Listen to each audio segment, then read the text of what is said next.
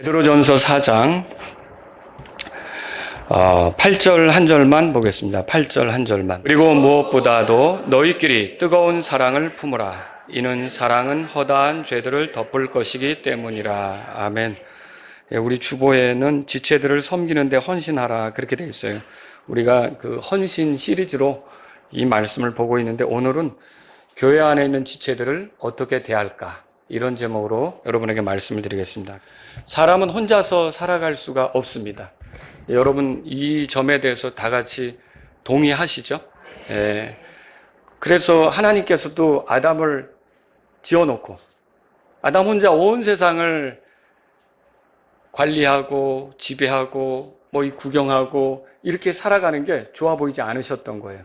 그래서 아담에게 짝을 붙여주신 거죠. 여러분 잘 알고 있는 이브를 더해 주셔서 더불어 살게 하셨어요. 그리고 아담과 이브가 만나니까 또 둘만 사는 게 아니라 자녀들이 또 태어나잖아요. 자꾸 사람들이 태어나서 오늘날 사람들이 많이 사는 그런 세상이 된 거죠. 자, 그리스도인도 혼자 살아갈 수 있습니까? 결코 그렇게 하는 것은 쉽지 않습니다. 그래서 하나님은 어떻게 하시냐면 구원받은 사람을 혼자 신앙생활 하지 않게 하시고요. 구원받은 사람들에게도 이끌어 주십니다. 구원받은 사람들에게 이끌어 주셔서 거기서 모임을 형성하게 하는데 그 모임을 우리가 교회 그렇게 부릅니다. 그래서 교회는 구원받은 사람들의 모임이 되는 거죠. 자, 그런데 하나의 지역교회를 성경에 표현한 대로 그리스도의 몸 이렇게 부른다면 그 지역교회에 더해지는 성도들 있죠. 구원받고 하나씩 하나씩 더해질 거 아닙니까? 그렇게 더해지는 성도들을 우리가 그 몸의 지체들 이렇게 표현할 수 있어요.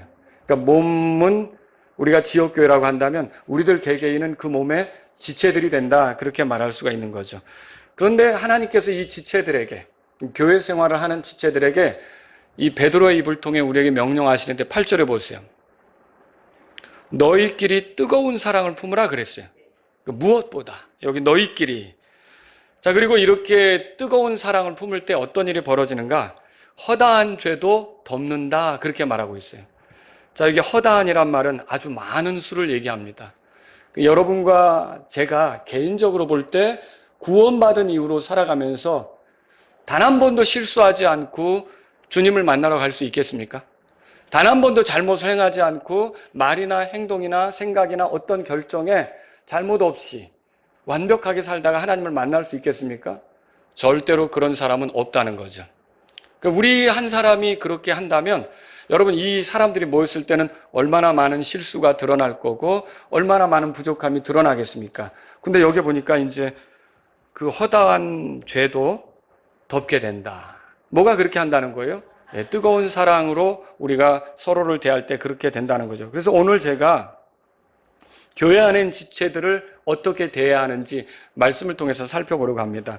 자, 이런 것을 우리가 말씀을 통해 공부하게 되면 지체들을 섬기는데 여기 보시면 11절에 만일 누구든지 말하려거든 뭐라고 되어 있죠?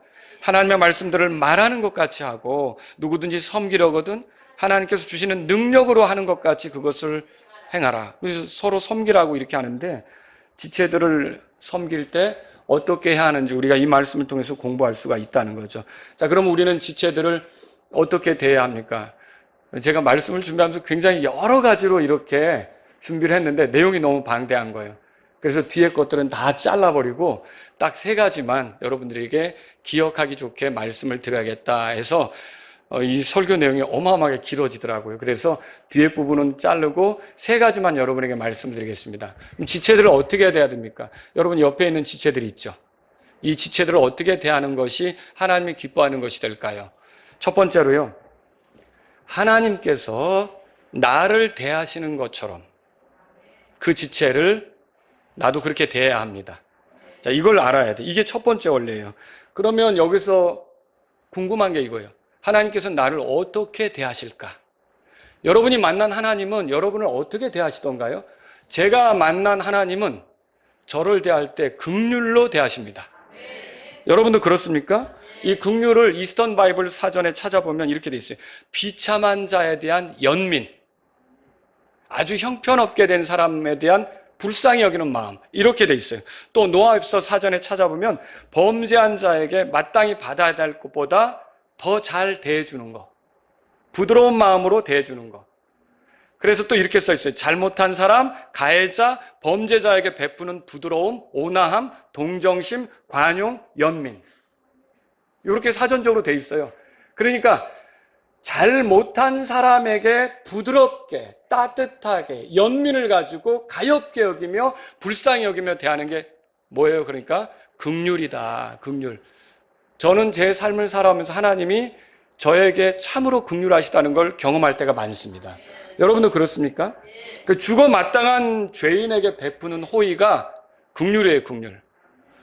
여러분이 하나님께 긍휼을 누리지 못한다면 긍휼하라고 말할 수는 없겠죠. 근데 하나님으로부터 긍휼을 누리면서 살고 있다면 내 옆에 있는 지체들을 대할 때 내가 어떻게 대해야 하는가? 나도 동일하게 긍휼로 대해야 된다는 걸 기억하시 바랍니다.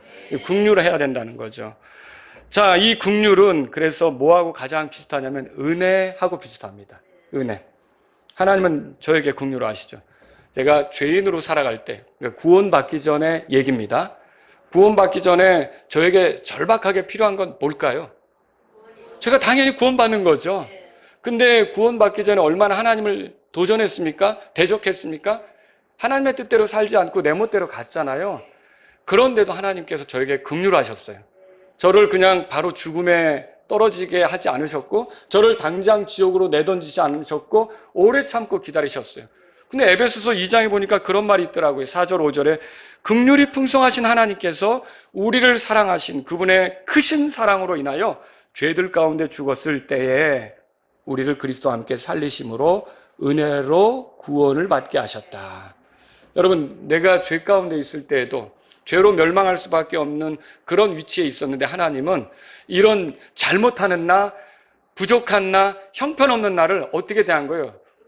긍휼로, 연민과 불쌍히 여김과 이런 걸로 대해 주신 거예요. 그래서 결국 그분의 긍휼로 내가 구원받은 거죠. 여러분도 그렇게 믿으십니까? 아니, 내가 잘해서 구원받았어요? 완벽하게 하나님의 눈에 들어가지고 그분이 이쁘게 여기실 만한 그런 행동들을 많이 해서 내가 구원받은 겁니까? 절대로 그렇지 않죠. 나는 하나님을 대적하면서 살아왔고 하나님 눈을 거슬리게 하는 많은 행동들을 해왔던 거예요. 근데 하나님께서는 어떻게 하셨어요? 긍휼히 여기셔서 그 크신 긍휼로 나를 구원하신 거죠. 오늘 내가 이 위치에 있게 된 건, 하나님의 자녀로서의 위치에 있게 된 건 하나님의 긍휼하심 때문에 그게 가능한 거예요. 그리고 자, 아까는 제가 이제 죄인이었을 때를 얘기했다면 이제 두 번째로 제가 하나님의 아들로 살아갈 때 얘기를 해보죠. 그러면 구원받은 이후로 하나님의 아들로 살아가는 내가 정말 너무 구원받은 게 좋아서 완전하게, 완벽하게 하나님이 기뻐하시는 뜻대로 매 순간순간 살아왔느냐? 나는 그렇게 말할 수 있는가? 저는 절대로 그렇게 말할 수가 없더라고요. 여러분은 어떻습니까? 여러분도 구원받은 이후로 하나님의 말씀대로 온전히 순종하면서 주님을 만나기까지 나는 이제는 정말 완벽하게 어떤 잘못도 흠도 실수도 이런 것도 없이 완벽하게 왔다 이렇게 말할 수 있습니까? 그런데 보세요.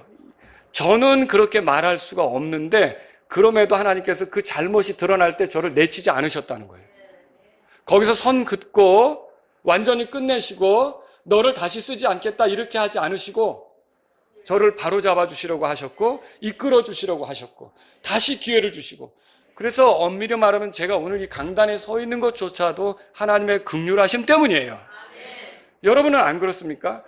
내가 잘못하고 넘어지고 부족한 게 많아도 하나님은 나에게 연민을 가지시고 불쌍히 여기시고 가엾게 여기시면서 계속 다시 기회를 갖도록 이렇게 하시는 것은 하나님의 긍휼이죠.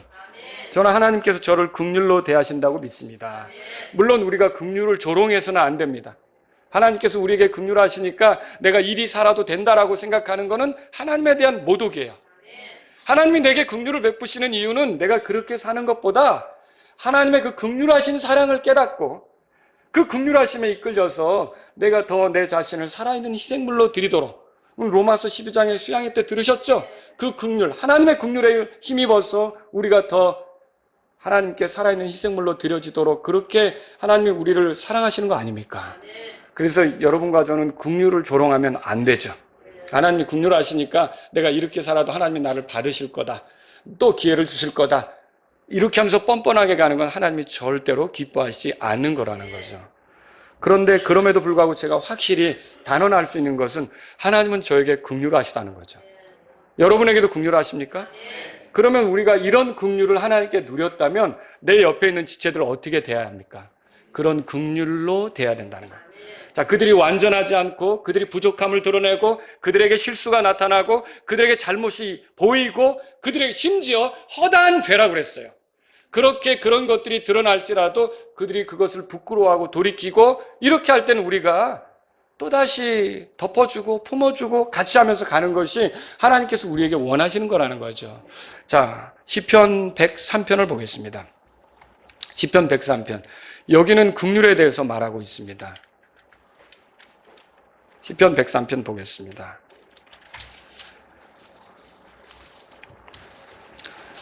이게 다윗의 시인데요.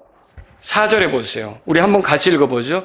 그분께서 내 생명을 멸망에서 구속하시고 인자하심과 친절한 긍휼로 내게 관을 씌우시며, 이게 다윗이 내오나 주를 찬송하라 하면서 자기에게 말하는 것과 같은 거예요. 여기에서 네 생명을 멸망에서 구속하셨다 이 말은 다윗 너 자신을 그렇게 해주신 거 아니냐 이렇게 말하는 거죠. 근데 여기서 보니까 인자하심이라는 단어가 나와요. 킹제임스 성경을 가지신 분들은 영어로 보면 loving kindness 그렇게 돼 있어요. 사랑하고 친절이 섞여 있는 거예요. 그러니까 하나님이 나를 인자하심으로 대한다는 건 사랑으로 친절하게 대하신다는 그 의미가 그 단어에 들어있는 거죠. 근데 그것이 그렇게 부드럽게 긍휼로 호의를 가지고 사랑으로 나를 대하는 걸 여기 인자하심이라고 표현했는데 거기에 곧바로 친절한 긍휼로 내게 관을 씌우셨다 그렇게 말하고 있어요.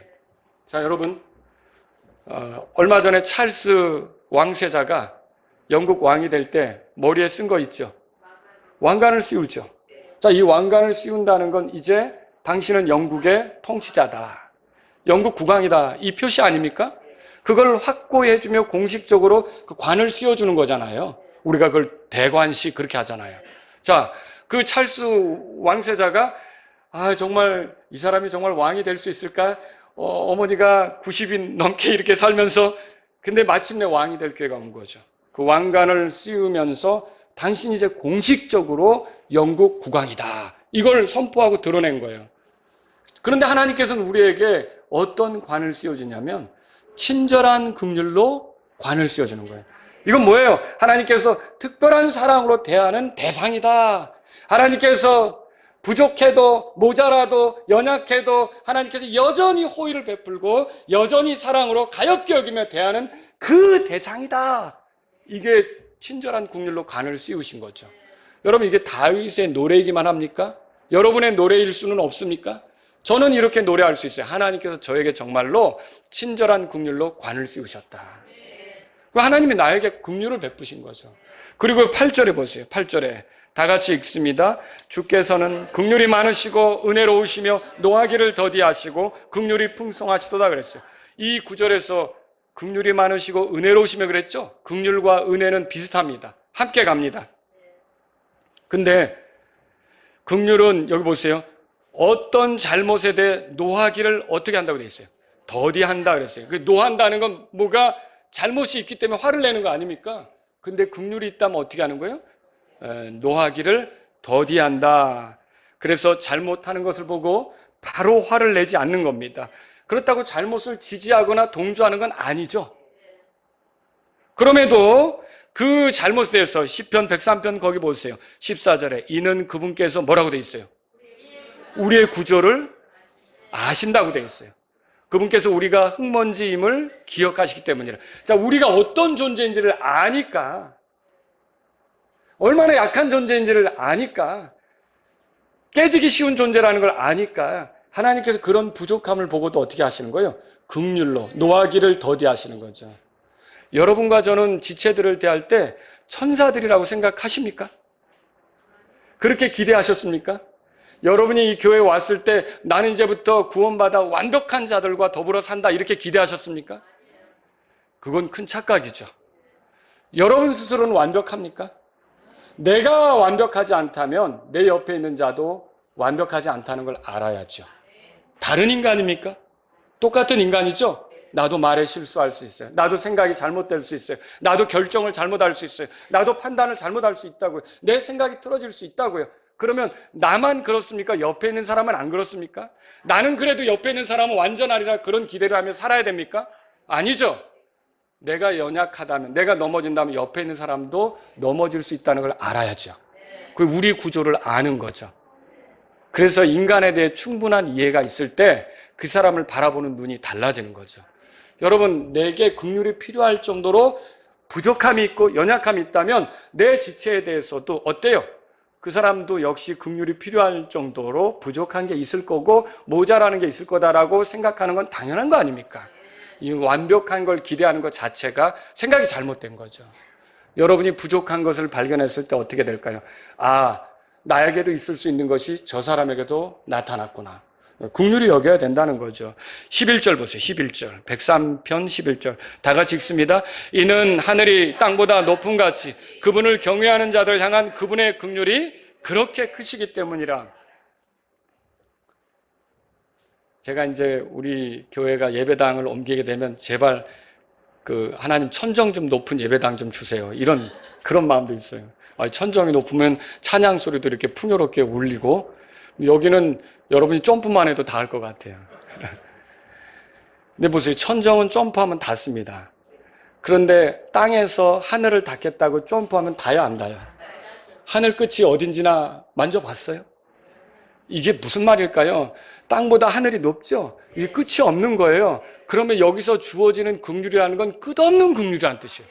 하나님께서 나에게 그 측량할 수도 없는 그런 긍휼로 나를 대하신다는 거죠. 내가 그렇게 부족한데도. 여러분, 이거 대단한 거 아닙니까? 우리가 이 같은 것을 주를 경외하는 자들에게 주께서 그런 식으로 긍휼로 대하신다면 나만 주를 경외하는 건 아니잖아요. 내 옆에 있는 자도 주를 경외하잖아요. 여러분, 내가 그런 긍휼을 입었다면 그 지체에게 그런 긍휼로 대하는 것이 하나님의 뜻이라는 거죠. 하나님의 뜻이에요. 17절 보세요. 17절. 그러나 주의 긍휼은 그분을 경외하는 자들에게 뭐라고 돼 있어요? 영원부터 영원까지. 이건 뭐예요? 이 긍휼은 계속된다. 중단되지 않는다. 그 의미예요. 그리스도인이 된 이후로 우리가 얼마나 많은 잘못을 범합니까? 허다한 죄를 범합니다. 그 죄의 삭시 사망이기 때문에 죽어도 골백번 죽었어야 되죠. 그런데 우리가 버젓이 살아있어요. 예수님의 십자가의 피로 우리의 죄들을 다 용서해 주셨을 뿐만 아니라 그 드러나는 모든 죄에 대해서도 예수님께서 처리해 주셨기 때문에 그분 안에서 우리를 돌이키시려고 하고 바로잡아 주시려고 하고 이끄시려고 하고 새로운 기회를 주시려고 하고 이렇게 하면서 우리에게 긍휼을 베푸시는 분이 하나님이시죠. 여러분, 이런 긍휼로 나를 대하신다면 여러분, 나는 이 긍휼을 받았잖아요. 그러면 내 지체를 향해서 나도 어떻게 됩니까? 긍휼로 대해야 돼요. 내가 긍휼을 받아 누리면서 내 지체에게는 그런 긍휼로 다가가지 않는다. 그게 뜨거운 사랑으로 너희끼리 사랑하라는 말씀을 실천하지 않는 꼴이 되는 거죠. 뜨거운 사랑으로 너희끼리 뜨거운 사랑으로 서로 사랑하라는 것은 하나님이 이렇게 중단되지 않는 긍휼, 영원한 긍휼, 무한한 긍휼, 이걸로 나를 대하듯이 우리도 우리 지체들에게 그렇게 대해야 된다는 것을 이 말씀 통해서 보게 된다는 거죠. 여러분, 마태복음 18장으로 가보세요. 거기에 예수님께서 그 1만 달란트를 빚지고 참 이것저것 자유롭게 할 수 없는 그 꼼짝없이 심각한 지경에 처한 한 사람에 대해서 말씀을 하시는데요. 거기 24절에 10,000달란트를 빚진 사람이 있다고 그랬죠. 이거 왜 얘기하냐면 그 앞에 이걸 문맥적으로 아셔야 돼요. 21절, 22절까지 보면 형제가 내게 죄를 지으면 내가 몇 번이나 그를 용서하리까? 7번까지 하리까? 야, 베드로가 선심을 쓴 거예요. 굉장히 큰 맘 먹은 거예요. 이게 유대인 사회에서는 3번이면 큰 거예요. 3번까지는 용서할 수 있어요. 우리가 3세판이야 그러잖아요. 3세판. 그런데 베드로는 3번만이 아니라 7번까지 하리까? 이렇게 얘기한 거예요. 굉장히 큰 마음을 쓴 거죠.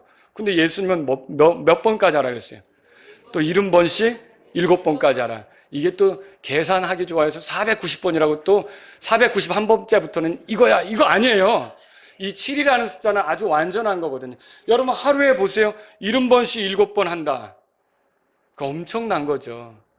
자, 이게 다른 사람에게 그렇게 하라는 말로 여러분이 들릴 수 있는데 1차적으로 이거예요.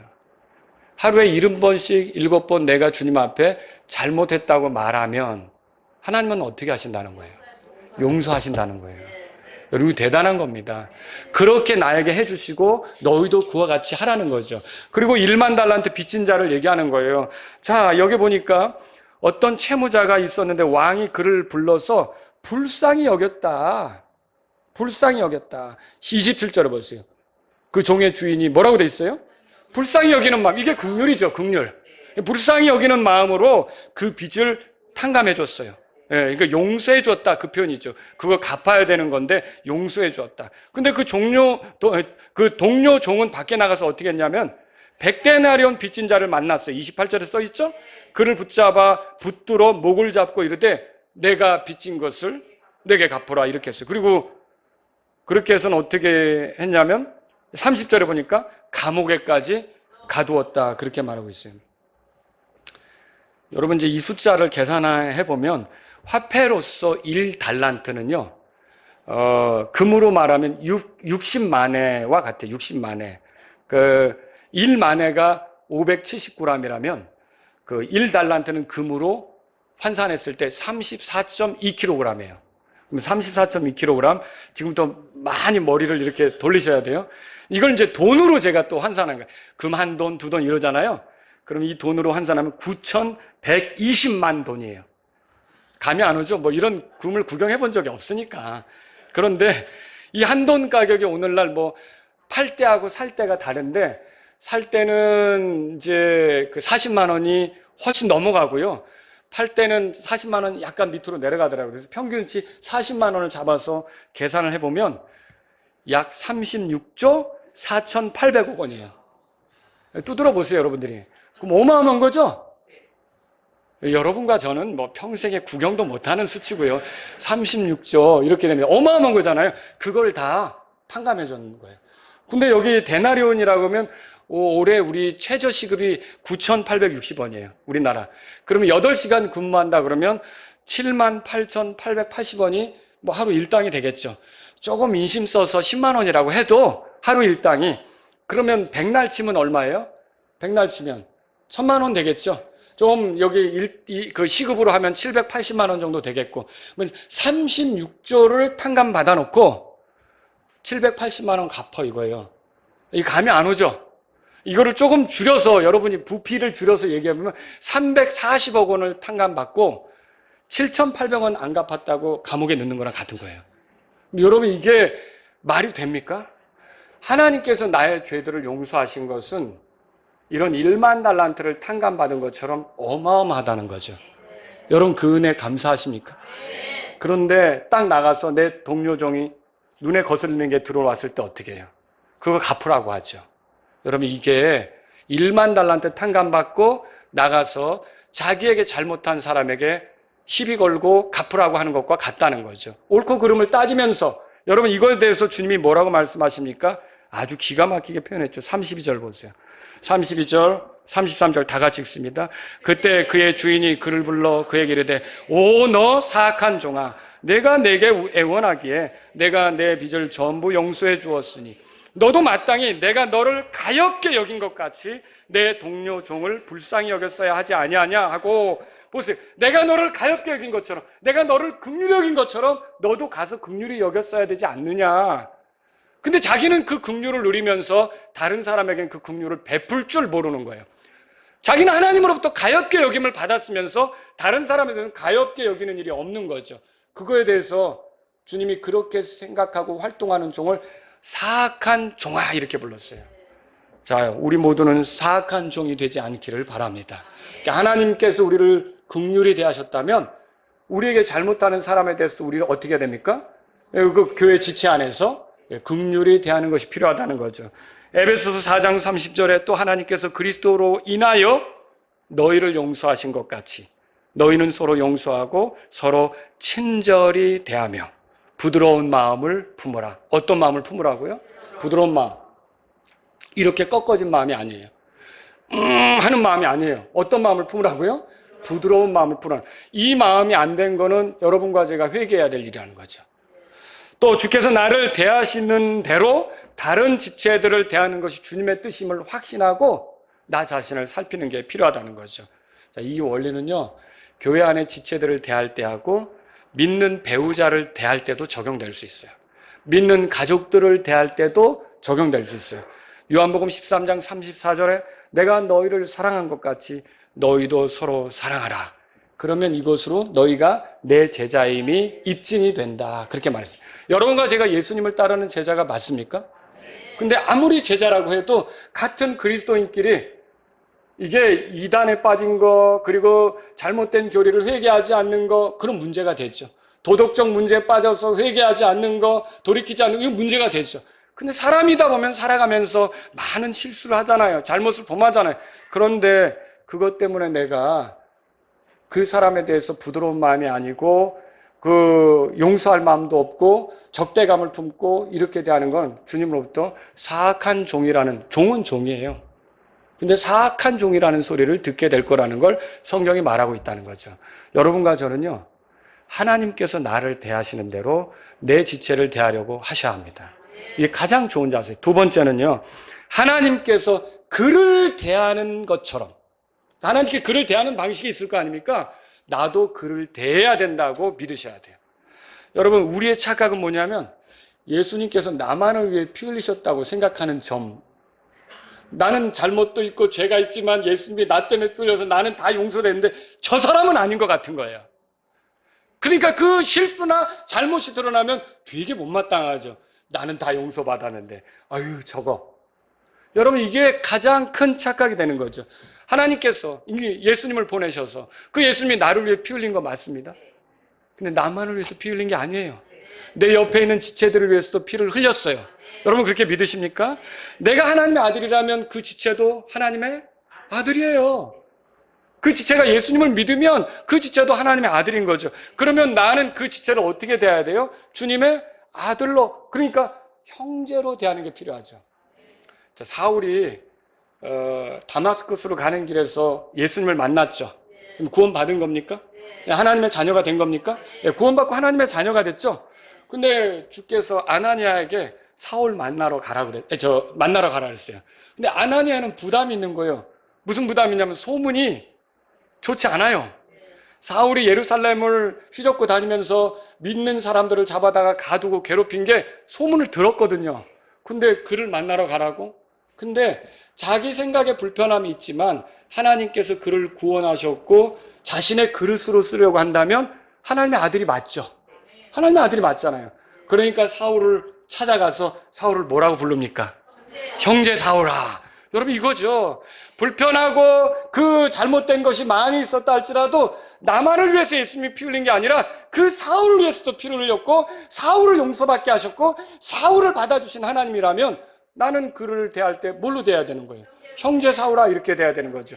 여러분, 나는 잘못을 많이 하면서 순간순간 하나님께서 이 죄 때문에 예수님이 피 흘리신 게 맞지라고 하면서 죄사함이 그러니까 얼마나 귀한 거야 라고 노래하면서 옆 사람이 잘못할 때는 저희는 저희를 위해서 피를 흘리신 것 같지는 않은 것처럼 여러분이 정죄하고 비난하고 이렇게 대하는 태도는요, 주님의 뜻이 아니라는 거죠. 예수님을 생각해 볼까요? 자, 예수님은 하나님 아버지를 사랑합니까? 사랑하죠? 그럼 아버지 하나님은 우리를 사랑하십니까? 사랑하죠. 그래서 우리를 사랑하니까 어때요? 자신의 아들을 희생물로 보내실 정도잖아요. 자, 그런데 보세요. 하나님 아버지가 우리를 사랑한다면 예수님은 아니 저런 쇳덩어리들을 사랑하신다고 그러세요 라고 하나님 아버지께 투정을 부리십니까? 아니 보세요. 말의 실수가 얼마나 많은지 행동도 냄새나는 행동만 있고 아주 더럽고 뒤틀려 있고 저런 자들을 어떻게 사랑하신다고 그러세요? 아버지! 이렇게 하십니까? 아버지가 우리들을 사랑하니까 예수님도 우리를 사랑하는 거 맞습니까? 이걸 배워야죠. 그 예수님이 우리 안에 사십니까? 아버지가 사랑하시면 나도 사랑한다는 게 예수님의 마음이에요. 그러면 보세요. 하나님이 저 사람을 사랑하신다면 나도 사랑해야 되는 게 맞다는 거죠. 이게 하늘에 계신 우리 아버지 우리를 사랑하는 거 맞죠?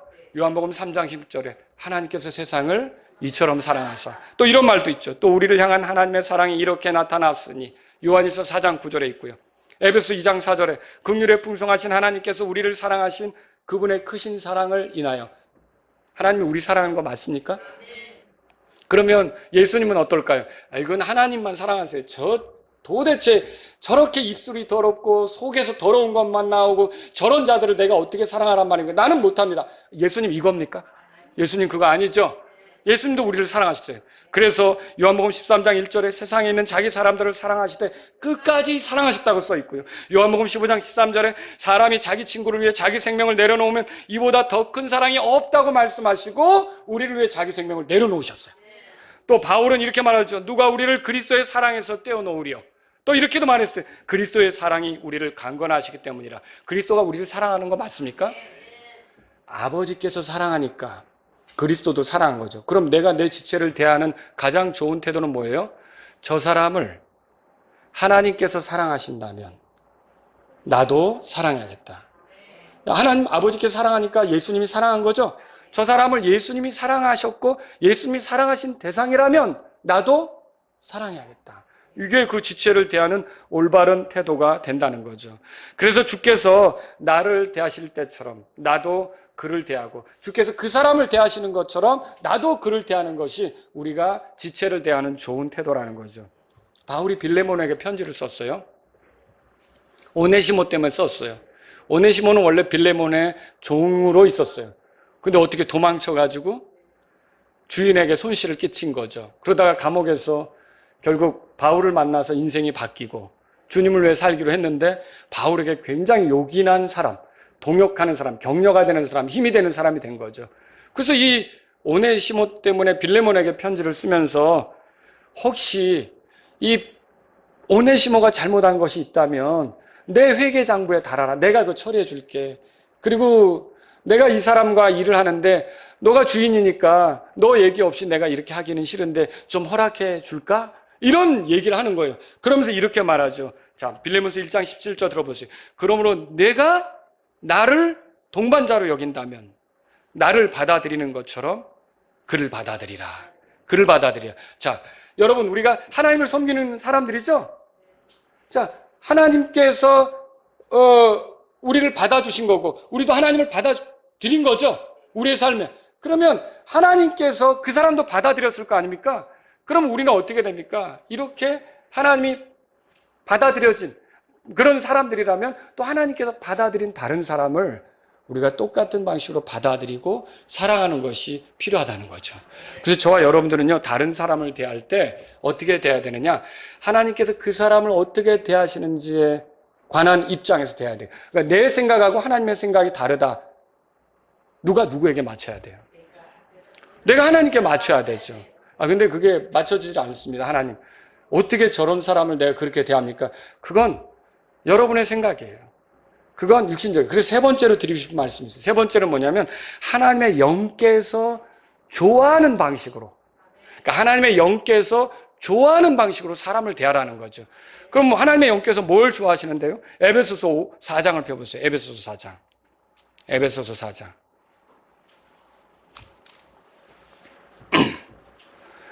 25절에 봅시다. 25절에.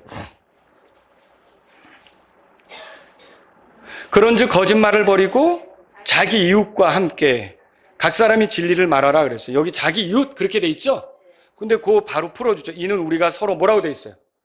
지체이기 때문이라 그랬죠? 이 지체, 그러니까 우리 이웃이 지체라고 했는데 여기 이제 지체에 관해서 어떻게 해야 되는지를 말해주려고 하는 거죠. 서로에게 진리를 말하라고 해요. 여러분 사랑이 진리를 기뻐하는 거 아시죠? 예. 이단들은 사랑이 없는 거예요. 진리가 없으니까.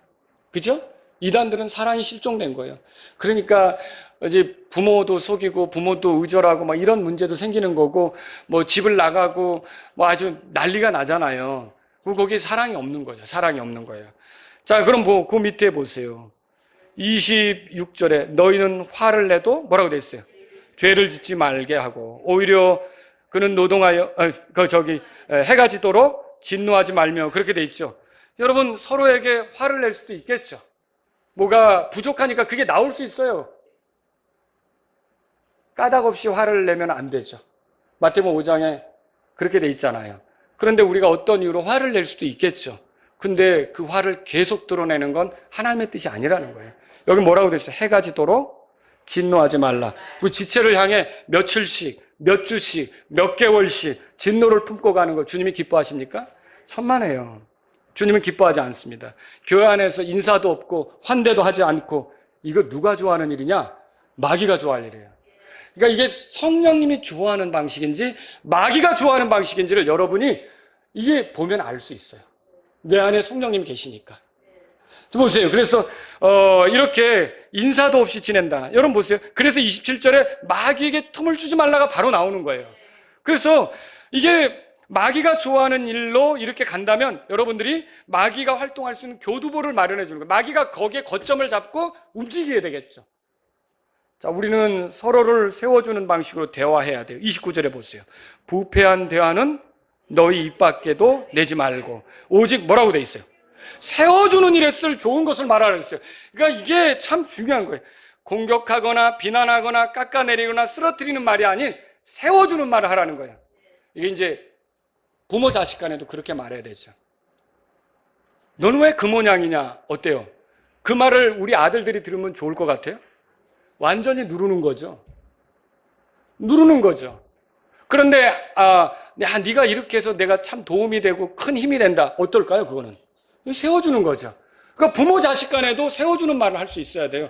그 말만 들으면 내가 막 죽는 거예요. 위축되는 거예요. 아유, 여러분 그거는요 때리는 것보다도 무서워요. 또 말로써 사람을 죽이는 것이 있을 수 있다는 거예요. 이게 폭력도 문제지만 폭언도 문제죠. 폭언도.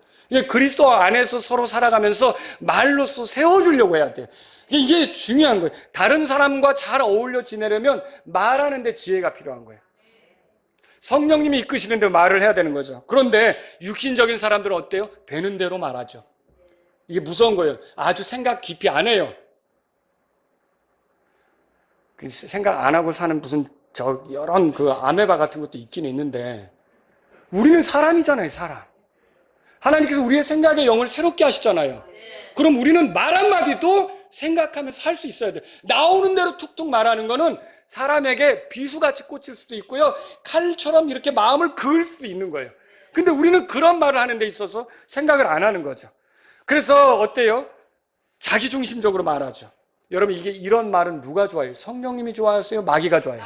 마귀가 좋아하는 거죠. 이렇게 하는 것은 지체를 대하는 좋은 태도가 아니라는 거예요. 에베소 4장 30절에 보세요. 우리가 성령님을 따라 걷도록 구원받은 거 아닙니까? 30절에 하나님의 거룩한 영을 근심하게 하지 말라. 이런 말을 잘못하는 거 있잖아요. 이거 다 성령님을 근심시키는 거라는 거예요. 여러분 성경은 장절 구분이 처음부터 있었어요? 이거 나중에 만든 거죠? 스테파누스라는 사람이 장절 구분을 넣었잖아요. 그러면 이게 문맥적으로 그냥 읽어가면 자연스럽게 보세요.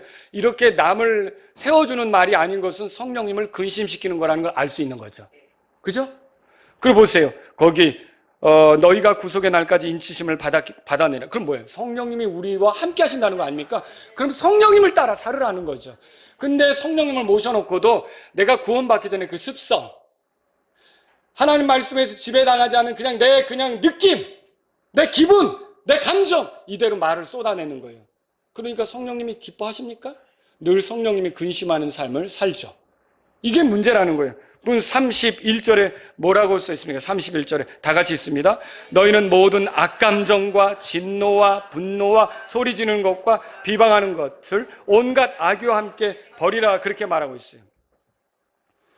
지체를 향해 서운하고 잘못을 느끼는 어떤 일이 있다면 여러분 찾아가서 말해줄 수 있을까요? 말해줄 수 있죠. 근데 여러분 한번 내가 뜯어 고쳐야겠다 이런 겁니까? 아니죠. 우리가 더 잘 지내기 위해서 가는 거죠. 갈라디아서는 잘못된 형제를 우리가 이렇게 도와주려고 할 때 그게 바로잡는 게 목적이죠. 모욕 주는 게 목적이에요. 모욕 줄 것 같으면 입을 다물어야죠. 입을 다물어야죠. 그런데 정말 사랑하는 마음이 있고 바로잡으려면 가서 말할 수 있다는 거죠. 긍휼 어린 태도로. 나도 실수가 많은 사람이지만 우리가 더 잘 지내기 위해서 얘기한다면 여러분이 기도하고 갈 수 있겠죠. 그러나 그게 아니라 악감정이 있어요. 진노가 있어요. 분노가 있어요. 내가 말하는데 언성이 높여져서 소리를 지를 것 같아요. 여러분 차라리 하지 말라는 거죠. 성령님을 따라 해야 되는 거예요. 비방, 악의를 가지고 대하는 거는 지체를 세우는 방식입니까? 아니라는 거죠. 여러분, 형제와의 불화는 성령님이 싫어합니다. 마귀가 좋아합니다. 그리고 시기와 다툼, 허영으로 이런 지체들을 대하는 거 마귀가 아주 좋아합니다. 성령님은 아주 싫어하는 거죠. 비방, 험담, 폭력, 속임수, 이거 마귀가 되게 좋아하는 거죠. 우리는 성령님을 따라서 그러니까 지체들을 상대해야지 마귀에게 선동당할 필요가 없습니다. 너희끼리 뜨거운 사랑으로 서로 대하라고 그랬잖아요. 그렇게 한다면 어떻게 해야겠어요? 내가 내 자신이 이 마음이 마귀가 좋아하는 마음인가, 성령님이 기뻐하는 마음인가를 돌아보셔야죠. 성령님이 기뻐하는 마음이라면 여러분에게 평안과 이게 요동치 않는 그런 정말 하나님 주시는 그런 기쁨이 있을 거예요. 그러나 이게 만약 마귀가 좋아하는 거라면 어떨까요? 여기에 분노와 악의와 적대감과 이런 것들이 가득하겠죠. 여러분, 그래서 하나님의 영께서 좋아하는 방식으로 지체들을 대하려고 해야 된다는 거예요. 이게 세 번째로 우리가 정리해야 될 거예요. 자, 말씀을 정리해보죠. 오늘 우리가 본문으로 돌아가면요, 모든 것의 끝이 가까워 왔다고 돼 있어요. 베드로전서 4장 7절에 모든 것들의 끝이 가까웠으니 그러므로 너희는 정신을 차리고 뭐라고 돼 있어요? 기도에 깨어있으라 그랬어요. 이거 주님과의 관계를 좋게 가져가야 되겠죠. 그런데 이렇게 아무리 기도하고 영적인 것 같아도, 자, 기도하고 영적인 것 같아도 사랑을 잃어버리면 소용이 없어요. 여러분, 천사의 말을 할지라도 사랑이 없으면 소용없다고 돼 있죠? 예언을 할지라도 사랑이 없으면 소용없다 그랬죠? 그래서 여기 8절에 그리고 무엇보다도 이렇게 나오는 거예요. 무엇보다도 너희끼리 뜨겁게 사랑하라. 뜨거운 사랑을 품으라. 그렇게 말하는 거죠. 그래서 이게 지체들 간에 필요한 것은 마지막 때일수록 더욱 뭐라고요? 뜨거운 사랑이다. 뜨거운 사랑이다. 요한복음 13장 35절에 만일 너희가 서로에게 사랑이 있으면 이로써 모든 사람이 너희가 내 제자인 걸 알리라. 그렇게 말했어요. 우리가 하나님의 성품에 참여하는 거예요. 구원받는 건. 구원받는 건 옛날처럼 사는 거예요? 여기 복음이 뭐예요? 그리스도와 함께 내가 죽었고 묻혔고 새롭게 된 거죠. 옛날의 방식으로 사는 걸 고집하면 변화가 없는 거예요. 그 육신적으로 사는 거고요. 근데 성령 안에서 생명을 얻었고 우리가 그리스도와 함께 죽었으며 이제는 그리스도를 따라 성령님을 따라 사는 새 삶을 살게 된 거죠. 우리에게 새 성품이 들어왔습니까? 우리가 새 성품에 참여했습니까? 베드로후서 보세요. 베드로후서 1장 그 뒤에 4절에 그것들에 의해 지극히 크고 보배로운 약속들이 우리에게 주어졌으니 이것은 너희가 정욕으로 인해 세상 안에 있는 부패를 피해 이 약속들에 의해 뭐라고 돼 있죠? 하나님의 성품에 참여하는 자들이 되게 하려 합니다. 여러분, 구원받은 건 하나님의 성품에 참여하는 거지 옛날의 내 모습으로 계속 사는 게 아니에요. 내가 예수님을 믿어도 나는 그것만큼은 바꿀 수 없어. 여러분, 이거 무서운 말이에요. 예수님을 믿으면 주님이 원하신다면 내가 바꾸겠습니다. 이거야죠. 그렇지 않습니까? 내가 누군데 내가 예수님을 믿어도 그거는 내가 양보를 못해. 이런 말은 주님을 따르는 제자의 모습이 아니라는 거죠. 우리는 하나님의 성품에, 하나님의 여기 성품에 참여하게 된 자들이에요. 근데 이 성품의 극치, 절정, 최고, 이게 뭐냐? 보세요, 그 밑에. 자, 이것 외에 부지런함을 다하여 너희 믿음의 덕을 더하고 덕의 지식의 절제를, 절제의 인내를, 인내의 경건에 이게 끝으로 갈수록 절정이 되는 거예요. 뭘 더해요? 형제의 친절에 뭐라고 돼 있어요? 사랑을 더하라. 자, 이게 우리가 하나님의 성품에 참여하면 이런 것들이 나타난다는 거죠. 근데 혼자 지내는 사람이 이거 할 수 있어요? 형제 사랑은 저기 숲속에 혼자 텐트 치고 성경 읽고 기도하면서 형제 사랑 나오죠? 나올까요, 그게? 온라인 교회 다니는 사람 어떨까요? 아, 주일날 내가 듣고 싶은 설교 골라서 들으면서 헌금도 온라인으로 보내고. 왜 그러세요? 그랬더니 교회 생활해봐야 스트레스 많아요. 성도들의 말 때문에 상처받고 성도들이 나에게 실족거를 주고 차라리 얼굴 안 보고 혼자 성경 보면서 온라인으로 필요한 대로 오늘은 이 목사님, 내일은 저 목사님, 다음 주는 그 목사님 돌아가면서 설교 듣고 나 혼자 신앙생활 하죠. 여러분, 그 사람에게 여기 지금 하나님의 성품에 참여하는 그 여러 가지 덕목 중에 그 극치에 이르는 것들이 나올 수 있을까요? 이게 우리가 서로 부딪힐 때 오해도 있죠. 상처도 받죠. 여러 가지 어려움 생기죠. 힘든 거 있잖아요. 근데 이거는 여러분이 부딪히면서 훈련을 해나가야 여러분의 것이 되는 거예요.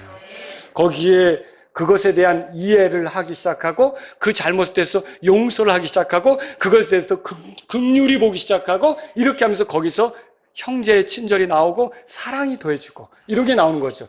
그러니까 이 마지막 때가 문제가 뭐냐면 이게 교회 생활을 안 하면서 혼자 말씀 연구하는 거 교회가 학원 아니잖아요. 여러분 여기는 하나님의 사랑을 함께 나누는 가족 같은 모임 아닙니까? 형제 사랑이 나와야죠. 우리가 하나님의 아들들이라면. 그래서 이런 사랑을 드러내려면 여러분들이 기억하셔야 돼요. 주님은 우리에게 뜨거운 사랑으로 서로를 대하기를 원하신다. 그래서 사랑은 허다한 죄들을 덮는다 그렇게 말했어요.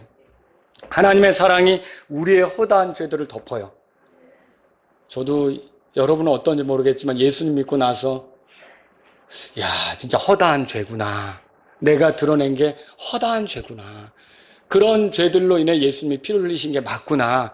더 하나님의 긍휼과 은혜를 깨닫는다는 거죠. 여러분도 그렇지 않습니까? 그러면 이게 교회 안에서도 그런 허다한 죄들이 드러나는데 어떻게 품고 어떻게 내가 기다려주고 어떻게 기도하고 어떻게 이해하면서 갈 수가 있어요. 이거는 사랑 없으면 안 되는 거예요. 여러분 실수, 부족함, 모자람을 대하는 가장 좋은 방식, 지체의 그 어리석음, 지체의 부족함을 대하는 가장 좋은 방식은 사랑입니다. 사랑. 교회 안에 천사들만 모여있지 않습니다. 내가 많은 실수를 하듯 내 옆에 있는 지체도 실수할 수 있어요. 내가 어떤 면에 생각을 미처 못할 때 있잖아요. 내 지체도 생각을 아직 거기까지 미치지 못할 수 있는 거죠. 왜 그 정도밖에 안 되나? 나도 그 정도밖에 안 되는 경우가 있을 때가 있어요. 드러나는 거죠. 우리가 그렇다면 어때요? 이 본문의 말씀처럼요. 서로에게 뜨거운 사랑을 품고 9절에 보세요. 베드로전서 4장 9절. 베드로전서 4장 9절. 불평 없이 서로 뭐라고 돼 있어요? 환대하라고 돼 있어요. 이 환대라는 말은요. 대가가 없어도 친절한 태도로 낯선 자, 방문자들을 받아들이는 행동이에요. 교회 지체들 간에 그런 태도가 있어야 된다는 거죠. 지체들을 대할 때 어떻게 하라고요? 환대하라고요. 환대. 심각한 죄와 교리적인 오류에 빠져 회개하지 않는 사람을 제외하고는 우리가 뭔가 부족한 거 이런 것들이 드러날 때 우리가 그 사람들을 긍휼로 대하고 기다려주고 위에서 더 기도해주고 환대할 수 있는 저와 여러분들이 될 수 있기를 바랍니다. 주께서 나를 대하신 것처럼 다른 사람을 대해야 합니다. 주께서 그 사람을 대하는 것처럼 나도 그 사람을 대해야 합니다. 하나님의 영이 기뻐하시는 방식으로 내가 지체들을 대해야 합니다. 마귀들이 좋아하는 방식이라면 당장 내려놔야 되고요. 여러분 로마서 12장 10절에 형제의 사랑으로 서로 친절하게 애정을 가지고 존중하기를 서로 먼저 하며 이렇게 말했어요. 로마서 12장 15절 16절에 기뻐하는 자들과 함께 기뻐하고 슬피 우는 자들과 함께 슬피 울라. 서로를 향해 같은 마음을 가지라. 높은 것에 마음을 두지 말고 도리어 낮은 처지에 있는 사람들에게 겸손히 행하라. 너 스스로 지혜롭다고 자만하지 말라. 하나님 말씀이죠. 저와 여러분들이 지체를 섬기는데 이제 헌신하며 살아갈 텐데 우리가 이렇게 뜨거운 사랑으로 오늘 말씀에서처럼 뜨거운 사랑을 품고 서로를 대함으로 이 교회가 더 건강하고 더 든든하게 세워질 수 있기를 주의 이름으로 바랍니다. 다 같이 일어서시겠습니다. 오늘 이 말씀을 들으신 여러분 가운데 하나님 아버지, 내가 지체들을 대할 때 주님이 나를 대하셨던 것처럼 그런 주님이 나를 대하는 방식으로 대하기를 원합니다. 이런 분이 있다면 이 시간 주님 앞에 나아가십시오. 내가 지체들을 대할 때 하나님이 그 지체를 대하는 방식으로 저도 나의 지체를 대하기를 원합니다. 이런 분이 있다면 이 시간 주님 앞에 나아가십시오. 하나님 아버지, 내 마음속에 지체들을 대할 때 성령님이 기뻐하시는 방식으로 대하기를 원합니다. 마귀가 좋아하는 방식은 내게서 사라지게 해 주옵소서. 마지막 때 뜨거운 사랑으로 지체를 대하는 나의 삶이 되기를 원합니다. 마라나타 침례교회가 사랑이 넘치는 교회가 되게 도와주세요. 이런 분이 있다면 이 시간 주님 앞에 나아가십시오.